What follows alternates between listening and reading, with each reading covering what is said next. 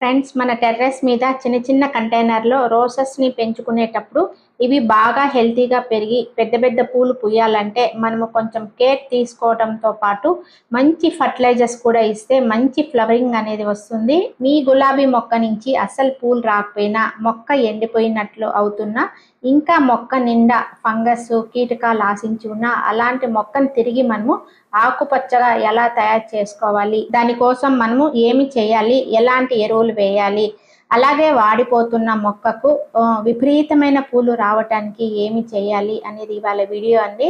నమస్తే, నేను Vani. Welcome to my channel gardening with Vani. ఈరోజు మన వీడియో గులాబీ మొక్క అండి. చాలా మంది బయట నుంచి రోజ్ మిక్స్ పౌడర్ తెచ్చి వేస్తూ ఉంటారు. అందులో కెమికల్స్ ఎక్కువగా ఉంటాయండి. ఈ కెమికల్స్ వేసినప్పుడు మొదట్లో మొక్క గ్రోత్ అయితే చాలా బాగుంటుంది, ఫ్లవరింగ్ కూడా బాగా వస్తుంది. కానీ రాను రాను ఏమవుతుందంటే ఈ కెమికల్స్ వలన మట్టి అంతా గట్టిగా సిమెంట్ లాగా బిగిసిపోతుంది. అలాంటప్పుడు మొక్క డెవలప్మెంట్ అయితే ఉండదు. స్టార్టింగ్లో ఉన్న గ్రోత్ కానీ ఫ్లవరింగ్ కానీ తర్వాత మనకి రాను రాను కనిపించదు అనమాట. అలా కాకుండా మనము ఇంట్లోనే హోమ్ మేడ్ ఫర్టిలైజర్స్ తయారు చేసి మనము ఇచ్చామనుకోండి, మంచి బూస్టర్గా పనిచేస్తుందండి. ఇచ్చే ముందు మనము కొన్ని కేర్ అండ్ టిప్స్ ఫాలో అవుదామండి. అవేమంటే, సమ్మర్ వచ్చిందంటేనే మనం గులాబీ మొక్కలు కానీ మందార మొక్కల్ని కాపాడుకోవడం పెద్ద టాస్క్ అండి. అందుకే మనం అందరము కూడా షెమీ షేడ్లో కానీ నీడలో కానీ ఉంచేసాము. ఇప్పుడు వర్షాలు అయితే పడుతున్నాయి కాబట్టి మన మొక్కలన్నిటినీ మనము షెమీ షేడ్లో నుంచి ఎండలోకి వెంటనే షిఫ్ట్ చేసేసాలి. ఎందుకంటే ప్రతి ప్లాంట్కు కనీసం అంటే డైలీ 6 నుంచి 7 అవర్స్ అయితే ఎండ అయితే అవసరం అండి. ఎంత ఎండ తగులుతేనే మన మొక్కలు అంత ఆరోగ్యంగా ఉంటాయి. ఈ డైబ్యాక్ సమస్య అనేది నివారించవచ్చు అన్నమాట.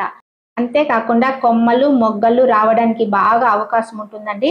ఒకవేళ ఎండ మొక్కకు తగలకపోతే మొదటగా మనము ఫంగస్ కానీ పెస్ట్ అటాక్ని కానీ చూడవలసి ఉంటుందండి.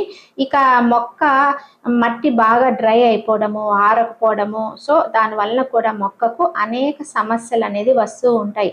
ముందుగా మనము చేయవలసిన పని ఏమంటే, మొక్కని ఎండ బాగా తగిలే ప్లేస్లో ఉంచేసి మట్టి బాగా డ్రై అయ్యేటట్లు చూసుకోవాలి. మట్టి డ్రై అవ్వడం వలన మట్టి వలన ఏర్పడిన ఫంగస్, పెస్ట్ అటాక్ కానీ నేచురల్గా దానింతకు అవే వెళ్ళిపోతాయి.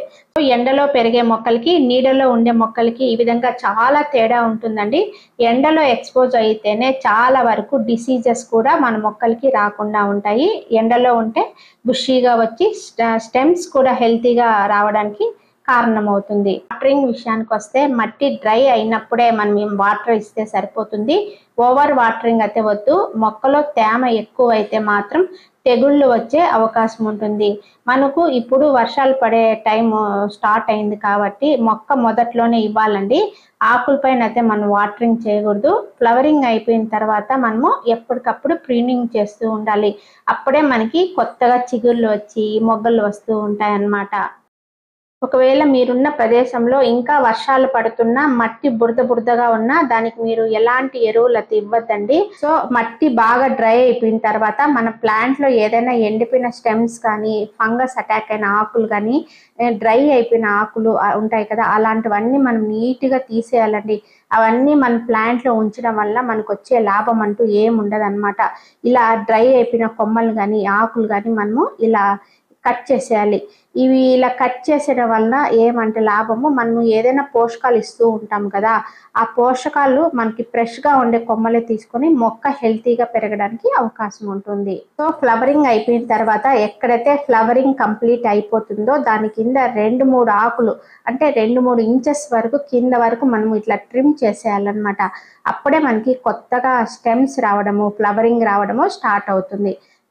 ఈ ప్రూనింగ్ అనేది మొక్క సైజుని బట్టి చేయాలండి. మొక్క సైజు దాని ఏజ్ని బట్టి చేయాలండి. పెద్ద మొక్క ఉండి దాని ఏజ్ ఎక్కువగా ఉండి బ్రాంచెస్ ఎక్కువగా ఉంటే దానికి హార్ట్ ప్రూనింగ్ అనేది చేయాలి. ఇలా మొక్క చిన్నగా ఉండి ఏజ్ చిన్నగా అయితే ఇట్లా టిప్స్ ప్రూనింగ్ మాత్రమే చేయాలి. హార్ట్ ప్రూనింగ్ అయితే అవసరం లేదు. అప్పుడప్పుడు మన మొక్కల్లో ఆకుముడత అలా వస్తూ ఉంటాయండి. అప్పుడు మనం నీమ్ ఆయిల్ స్ప్రే చేయడం అలా చేస్తూ ఉండాలి. ఒకవేళ ఏదైనా పెస్ట్ వచ్చినా రాకపోయినా 10 రోజులకు ఒకసారి కానీ 15 రోజులకు ఒకసారి కానీ 1 లీటర్ వాటర్లో 2.5 ml నీమ్ ఆయిల్ బాగా డైల్యూట్ చేసి మనం స్ప్రే చేస్తూ ఉన్నాం అనుకోండి, పెస్ట్ అనేది మన ప్లాంట్స్లో కనిపించదు. ఒకసారి నీమ్ ఆయిల్ స్ప్రే చేసామనుకోండి, ఇంకొకసారి మజ్జిగలో చిటికెడు ఇంగు వేసి బాగా డైల్యూట్ చేసి స్ప్రే చేయాలన్నమాట. అలా మార్చి మనం స్ప్రే చేస్తూ ఉన్నాం అనుకోండి, మన మొక్కలు చాలా హెల్తీగా ఉంటాయి. అదే విధంగా మట్టి ద్వారా చాలా డిసీజెస్ మన ప్లాంట్స్కి అటాక్ అవుతూ ఉంటాయండి. అందుకే మట్టికి ఆనుకుని ఉన్న కొమ్మలు కానీ, ఏదైనా స్టెమ్స్ కానీ ఏదైనా ఉంటే వాటిని మనం కింద కట్ చేసేయాలన్నమాట. దానివల్ల మట్టి ద్వారా వచ్చే సమస్యల్ని మనం అరికట్టవచ్చు. ఇలా కట్ చేసినప్పుడు సాఫ్ట్ ఫంగిసైడ్ అనేది ఖచ్చితంగా మనం కట్ చేసిన చోట మనం అప్లై చేయాలండి. ఈ సాఫ్ట్ ఫంగిసైడ్ అనేది మనకు ఎక్కడైనా కానీ ఆన్లైన్లో కానీ ఫర్టిలైజర్ షాప్లో కానీ మనకు అందుబాటులో ఉంటుంది. ఎక్కడైతే మనం కట్ చేస్తామో ఆ కట్ చేసిన దగ్గర అంతా మనం ఈ ఫంగిసైడ్ అనేది అప్లై చేయాలి. ఒకవేళ మీ దగ్గర ఇది లేదు అనుకుంటే అలోవెరా అయినా అప్లై చేయొచ్చు. లేకపోతే పసుపు కానీ, దాల్చిన చెక్క అయినా కానీ ఏది ఉంటే అది ఇలా పూసేయాలన్నమాట. లేకపోతే కట్ చేసిన చోట నుంచి మనం వాటరింగ్ చేసినప్పుడు వాటర్ వెళ్ళి ఎండు తెగులు కానీ, డైబ్యాక్ కానీ రావడం జరుగుతుందండి. దీనివల్ల మొక్కలు చనిపోయే అవకాశం ఉంటుందండి. మనము టిప్ ప్రూనింగ్ చేసినా కానీ, హార్డ్ ప్రూనింగ్ చేసినా కానీ ఈ అలోవెరా జెల్ కానీ, ఈ ఫంగిసైడ్ జెల్ కానీ ఏదో ఒకటి మన దగ్గర ఏది ఉంటే అది ఖచ్చితంగా ఇట్లా మనము పైన అప్లై చేయవలసి ఉంటుంది. అప్పుడే మనకి ఈ డైబ్యాక్ ప్రాబ్లం రాకుండా మనకి ఇవి కాపాడుతాయి. సో ఇక ఫర్టిలైజర్ విషయానికి వస్తే మనము ఎలాంటి ఫర్టిలైజర్ ఇవ్వడం వల్ల మొక్కల్లో నుంచి ఇంత ఘనంగా ఫ్లవర్స్ తీసుకోవచ్చు అంటే, మనం ఒక హోమ్ మేడ్ ఫర్టిలైజర్ ఇవాళ నేను చూపిస్తానండి. మనము ఈ ఫర్టిలైజర్ ఇవ్వడం వల్ల మొక్కల్లో నుంచి మంచి ఫ్లవరింగ్ అనేది తీసుకోవచ్చు. సో ఈ ఫర్టిలైజర్ని ఏ విధంగా ఇవ్వాలంటే, వర్షాలు లేనప్పుడు ఇవ్వండి, బాగా వర్షాలు పడేటప్పుడు అయితే వద్దు.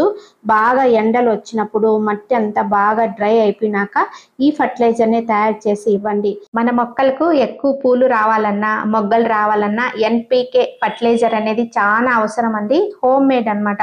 మన ఇంట్లో ఉండే వస్తువులతోనే మనము చాలా ఈజీగా ఎన్పికే తయారు చేసుకోవచ్చు.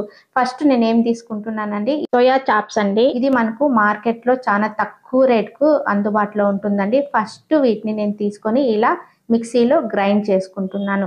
వీటి కాస్ట్ కూడా మనకు చాలా తక్కువ అండి. మొక్కలకి కావాల్సిన ఫాస్ఫరస్ ఇందులో మనకి చాలా ఎక్కువ ఉంటుందండి. తర్వాత ఎక్సెల్స్ అండి, ఇవి బాగా ఎండబెట్టినవే వాడాలండి. తర్వాత అరటి తొక్కలండి తీసుకుంటున్నాను. ఇవి రెండు కూడా మిక్సీలో వేస్తున్నానండి. ఒకవేళ వీలు కాకపోతే మనము విడివిడిగానైనా మనము గ్రైండ్ చేసుకోవచ్చు. మనకి ఈ అరటి తొక్కల్లో ఎక్కువగా ఫాస్ఫరస్ అనేది ఉంటుంది. ఈ ఎక్సెల్స్లో అయితే కాల్షియం అనేది చాలా ఎక్కువగా ఉంటుందండి. ఎక్కువగా పూలు మొగ్గలు రావాలంటే నైట్రోజన్, ఫాస్ఫరస్, కాల్షియం ఈ మూడు చాలా ఇంపార్టెంట్ అండి.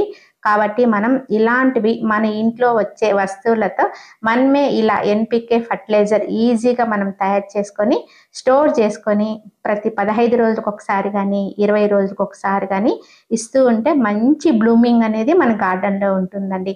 చాలా మందికి డౌట్ వస్తూ ఉంటుంది, నర్సరీలలో మనము చిన్న చిన్న కవర్స్లోనే ఫ్లవర్స్ని అయితే చాలా ఎక్కువగా చూస్తూ ఉంటాము. అదే నర్సరీ నుంచి మనం ఇంటికి తెచ్చుకున్న తర్వాత పూలు రావడం లేదు, మొగ్గలు రావడం లేదు, ఎలా తెచ్చిన మొక్క అలాగే ఉంది అని డౌట్ వస్తూ ఉంటుందండి.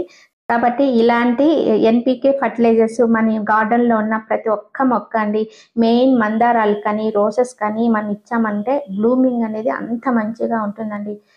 సో ఫర్టిలైజర్ ఇచ్చేటప్పుడు మనం మొక్క మొదట్లో అలాగే డైరెక్ట్గా ఇవ్వకూడదండి. మట్టి అనేది బాగా లూజ్ చేసుకోవాలన్నమాట.